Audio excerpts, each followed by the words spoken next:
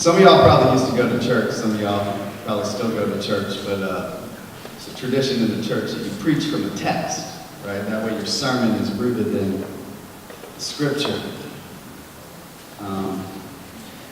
The text that I want to preach from this morning is actually a tweet. If I can find it.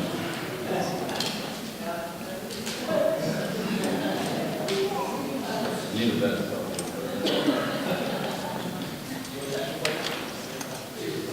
That's too complicated. I'll find it. I just got to find my definition.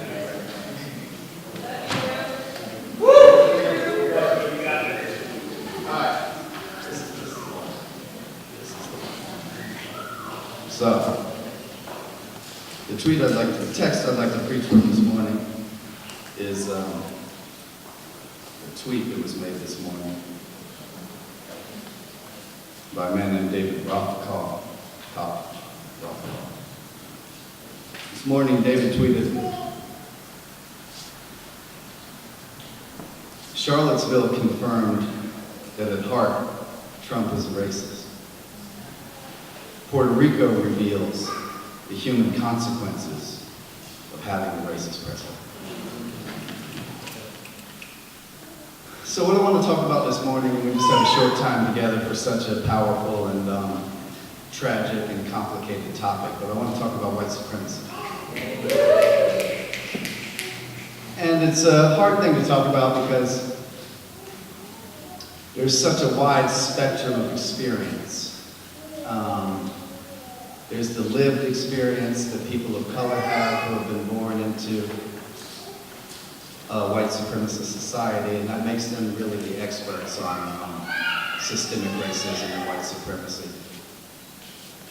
And then there's the experience that we have when we look at history and we begin to try to come to terms with the full scope and breadth and tragedy and violence and brutality, as well as the love and compassion and resistance and solidarity.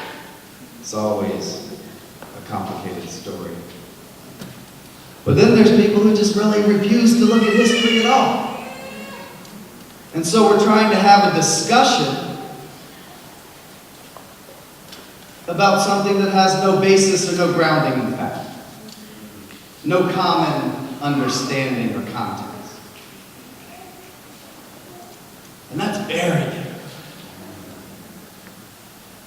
And so I just want to, I don't have solutions to all of these things that I'm bringing up, but I just want to acknowledge that it's very difficult to have a discussion about the historical racism that continues in the present today when so many of us don't even know our own history. And of course, that's been intentional. That's part of the strategy of white supremacy. And it's much more the case that it's white people who don't know the history and the brutality and the violence and the systemic ways that racism, oppression, patriarchy, homophobia, heteropatriarchy have been woven into all of our institutions from the beginning. We can no more separate ourselves from that past than we can unmix the leaven from bread.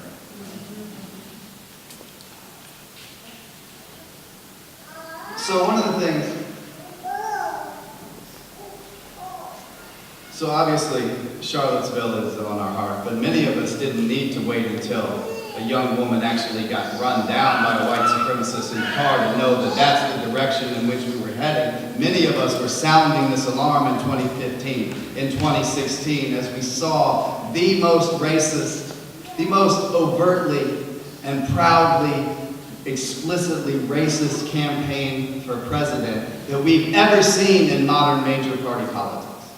And we need to tell the truth about that, and we need to call out the Republican Party that empowered that campaign. When,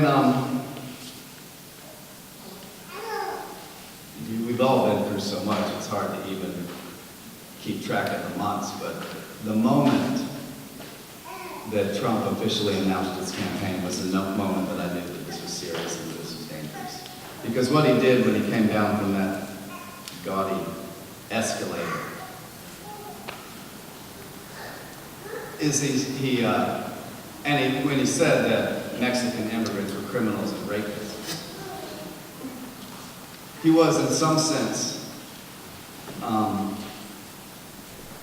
fulfilling the rhetoric of the Republican Party for decades. But for a major party presidential nominee to come down and begin his campaign by targeting a vulnerable community,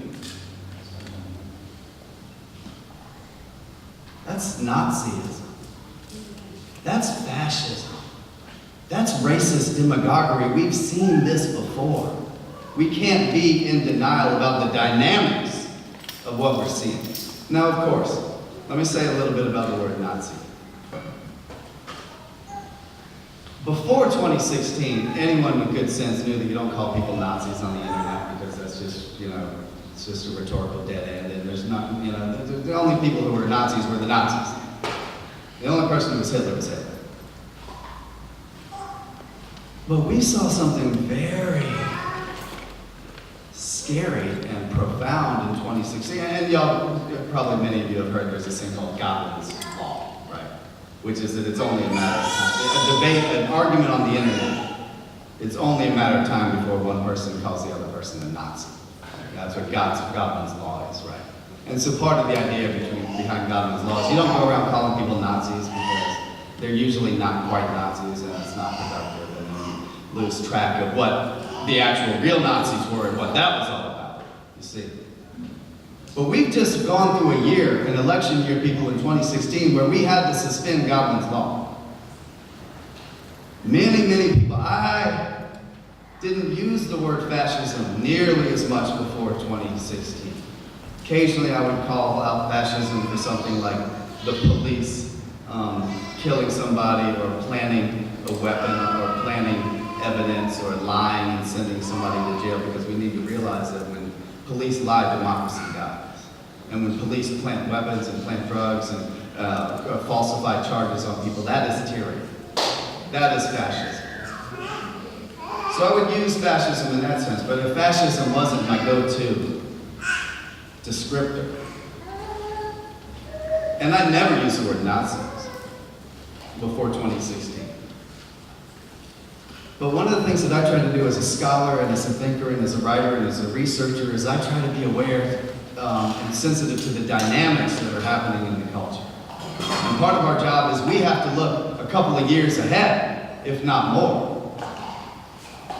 And so when I saw what was happening, when I saw Trump come down and call Mexican immigrants rapists and criminals, and saw that he was going to try to empower his political campaign for the presidency by targeting vulnerable communities, and when I saw him retweet neo-Nazi accounts, and then I saw it happen again, and again, and again. So that's when I said, I've got to start calling this out for what it is, or what it might be, or what it could turn into. And so I started using the word fascism. And I started saying these are Nazi-like tactics. And I remember, I had one hope, which is maybe Trump would transition once he won the Republican primary. Once it was clear that he was going to be the Republican nominee, he would do the so-called pivot to the general election, moderate some of his positions, and not be so openly trying to inflame and embolden white supremacist ideology and white supremacists. Instead, what we saw at the Republican National Convention was on the first night, they brought up the mothers of people who had had family members killed by undocumented immigrants. Can you imagine?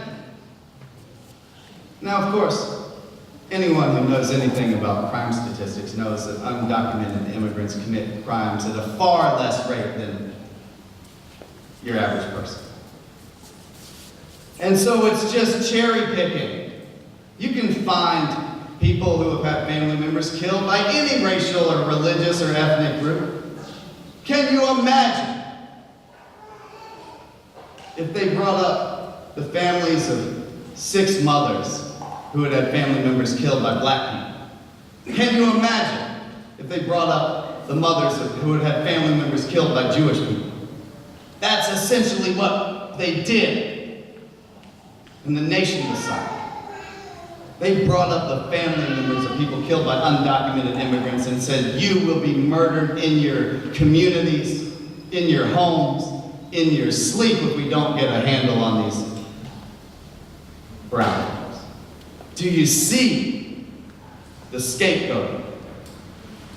Do you see the attempted marginalization? Do you see the deliberate inflammation of hatred and bigotry and racism and intolerance? These are the dynamics that we saw in a modern presidential major party campaign in 2016, and these are the dynamics that we have to call out.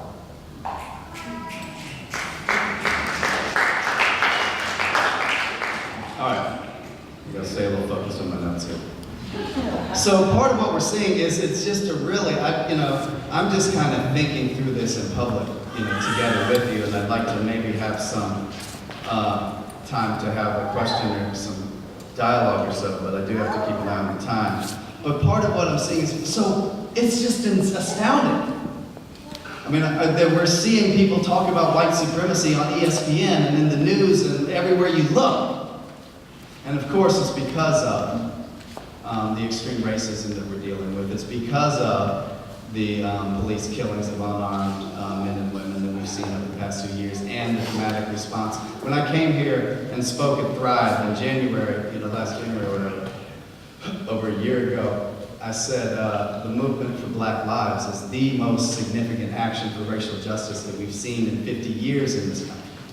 So it's the movement for Black Lives, and it's the activism, and it's the brilliance, and it's the theorizing of people of color and communities of color for decades that have created this analysis of whiteness, anti-blackness, systemic racism, white supremacy, but we're seeing it cracking into the mainstream discourse in a way that we haven't seen ever, really, in terms of the term white supremacy. I remember, 15 years ago when that term would kind of freak out people in the Bay Area. I'd go around to conscious, conferences or whatever, and I'd say white supremacy, and people would be like, white supremacy? Is he talking about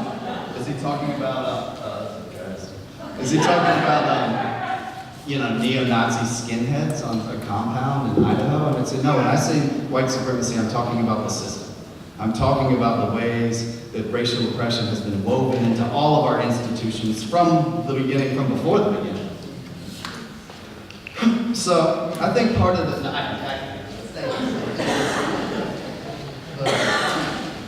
so part of the problem is I think we need to be clear about our language, and so I brought a couple of definitions to just help.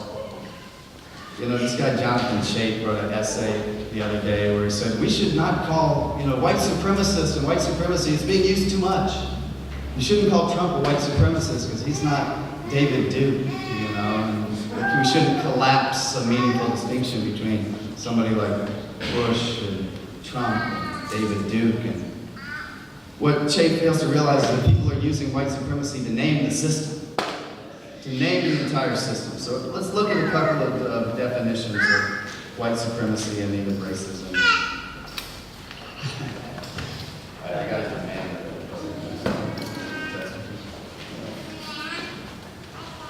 Okay. So Sharon Martinez of the Challenging White Supremacy Workshop defines white supremacy as an historically based, institutionally perpetuated system of exploitation and oppression of continents, nations, and peoples of color by white people and nations of the European continent for the purpose of maintaining a system of wealth, power, and privilege.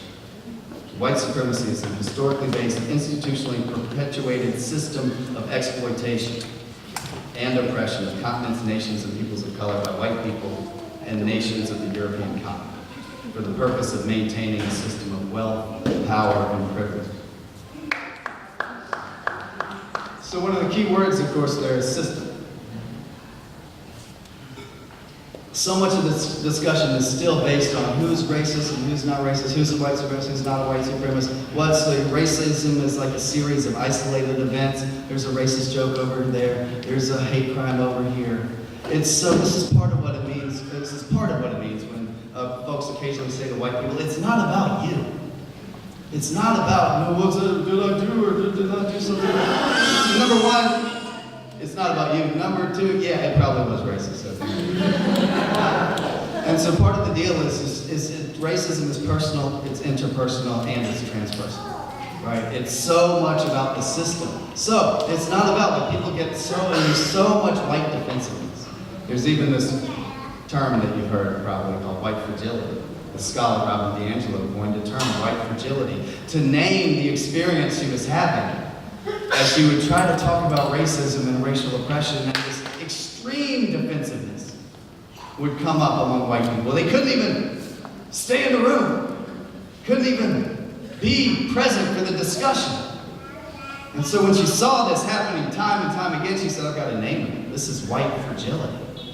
Right? So it's hard to even have the discussion, but it's so much not about, or not only about, the individual. It's about naming the system and dismantling the system. So here's another definition. Here's a definition of racism from the scholars Fagan, Vera, and Couture, who write, in its fullest definition, racism is a system of oppression of African Americans and other people of color by white Europeans and white Americans. There is no black racism because there is no centuries-old system of racialized subordination and discrimination designed by African Americans and excludes white Americans from full participation in the rights, privileges, and benefits of the society.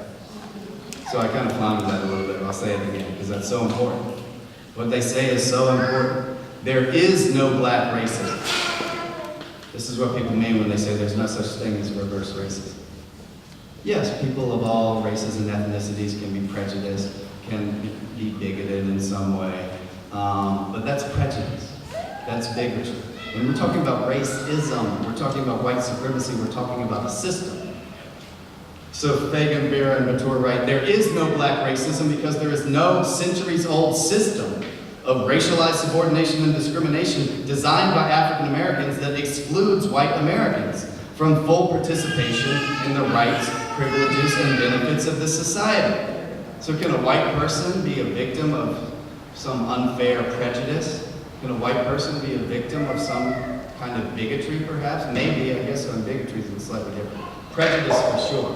But it's impossible there is no system that systemically, racially oppresses white people. That's why reverse racism or black racism is a misnomer and not a thing. So, I got to keep an eye on my time and getting close to winding things down here. But I think, and again, it's part of what I'm saying is we need. One of the things that Dr. King spoke about is that there's a myth that keeps us from engaging the type of movement building activity that we need to engage in. And one of the myths that prevents us from doing that is what he called the myth of time. And that's the idea that things will get better if we just give it time. Dr. King said that's a myth. He said progress does not roll in on the wheels of inevitability. He says we have to move time. We have to help time. He said the time is always right to do what is right. Now, speaking of time, before I run out of time, I want to take a moment to acknowledge the work that so many of you are doing. And this may seem like a very rudimentary discussion because so many of you are anti-racist activists and social justice cultural workers and building transformation, but I think part of what we need to role model for each other is talking about white supremacy. And for white people to talk to other white people about white supremacy. And for predominantly white organizations or organizations that are predominantly environmentally, ecologically focused to take on white supremacy, to take on anti-oppression work, to take on, when I'm focusing on white supremacy, but really we're talking about interconnected oppression. So we can talk about heteropatriarchy, we can talk about homophobia, we can talk about classism, we can talk about ableism. All of these are interconnected, of course. Bell Hooks talks about white supremacist capitalist patriarchy. White supremacist capitalist heteropatriarchy, right? So that's really ultimately what we're talking about. And that's what King so well understood as he began to look deeper into the interconnections in the last years of his life between racism, war, and poverty. He saw the ways that these were interconnected. And when you see the ways that the issues and the struggles and the oppressions are interconnected, that leads you to the inevitable conclusion. that the whole system has to be transformed. Yes!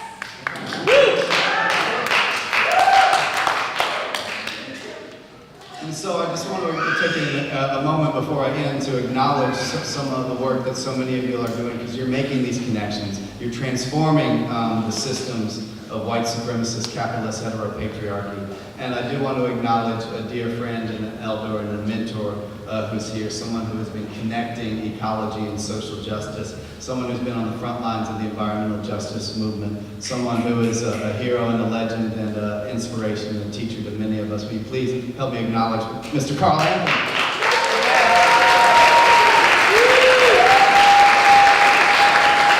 And the book is here.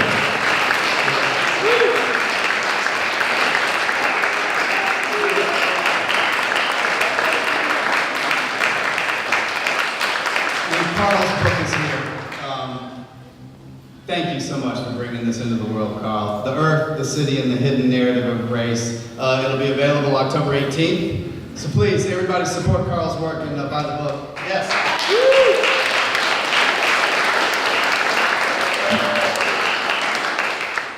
So, as I wind this down, and thank you so much for lending me your ears. I want to end with a couple of quick readings from I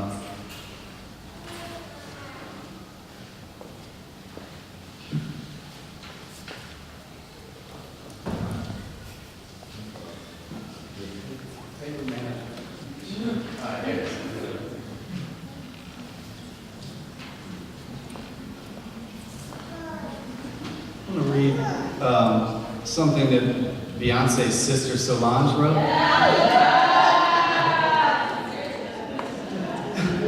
Solange posted this on Instagram a couple weeks ago when she was quitting Instagram, basically.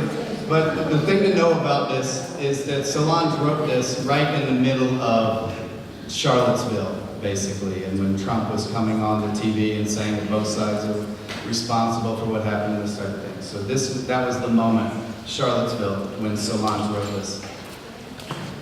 She wrote, "Been trying to study myself. Been trying to practice self-preservation during this time and not give racist, ugly-ass fuckboys who reek of citronella my energy so that I can preserve my spirit to perform this album. Fuck white supremacy. Fuck Nazis. Fuck your stale-ass, bland-ass monuments. Fuck asking folks to be graceful. My son's first day of school has been in the midst of seeing these bullshit images that still tell him the system was built to be against him. How mofo's supposed to have a fresh start with education seeing this shit?